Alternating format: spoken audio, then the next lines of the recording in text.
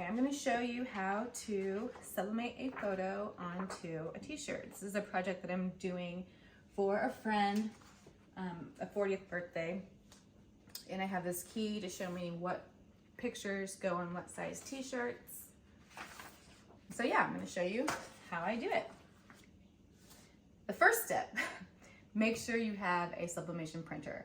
When I first found out that you could put photos on t-shirts and other things like that, I went straight to my standard printer and printed out a bunch of photos and tried to put them on t-shirts, and it didn't work. So you have to have a sublimation printer. Basically, it's a regular printer with sublimation ink. So you have to buy the printer, the ink that it comes with, get rid of it or save it or sell it or whatever, and then buy sublimation ink to replace that ink with, and then put that in the printer. I'll do a whole video on that. Okay, so the first thing I do after I print the image is I always cut the edges, because sometimes you'll get ink like on the edges here. So like I never put the full photo on the shirt.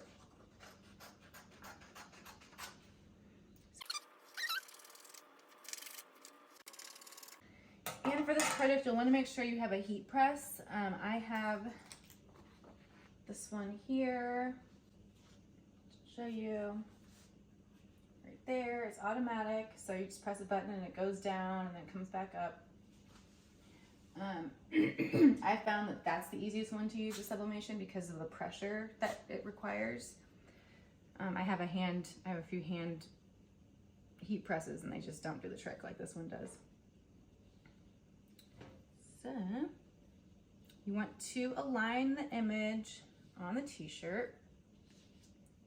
Oh, the other thing is you have to have a certain kind of t-shirt too. So 100% polyester is the best material for sublimation.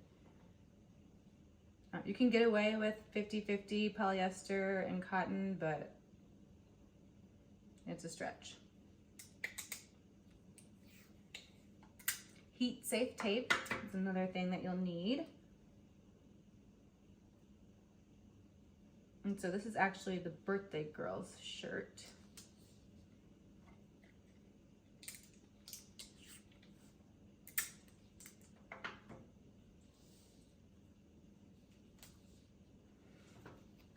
So then you want to make sure that it's aligned straight. Oh, no, it's not the birthday girl shirt. Just kidding.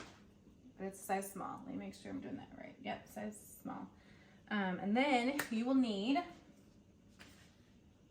some white cardstock and also butcher paper. Not parchment paper, not wax paper, not paper, butcher paper. Don't ask me why, that's just what I've heard. And I've tried the other ways and they don't work. Okay, so, I always load this up with a bunch of paper because, as you can see here, when you don't, the image can bleed through and stay for quite a while. So I put 3 or 4 sheets of butcher paper. You can also use Teflon, but it's very slippery and slick and it's like annoying to work with. So once you get the image taped onto the t-shirt, you get all your layers of butcher paper on your mat. Lay the t-shirt down. We insert our piece of clean white cardstock because you don't want the image to go through on the back side. I've had that happen too.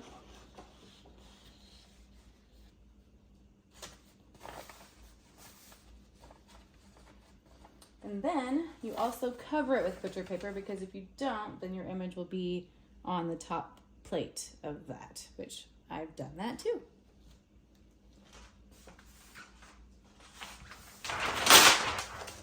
Pretty much every mistake you can make with sublimation I've made, because I don't have the patience to do it the correct way. I'm more of a trial and error type of person than like do it correctly exactly the way you're supposed to. Like I'm just like, you know, whatever. All right, so then you push it in. I have my heat press set at 360 for 99 seconds. You probably can't see it. It always does a weird thing on the videos with the numbers, but 360 for 99 seconds, which is probably too long, but at least you know the image will come through pretty clear and crisp. And then let her go.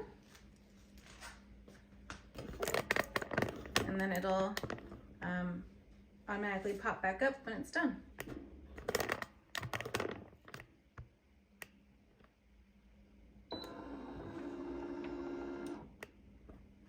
Okay, so then we pull it out. I usually recycle this, and I use it for my tumblers, and I make tumblers with epoxy, so I'll take that to the basement.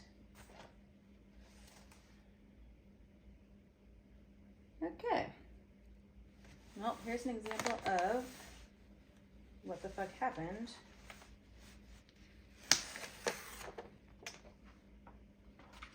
Good thing I bought more shirts for tomorrow. So yeah, I'm not sure what that little spot is, but yeah, that's how you do it.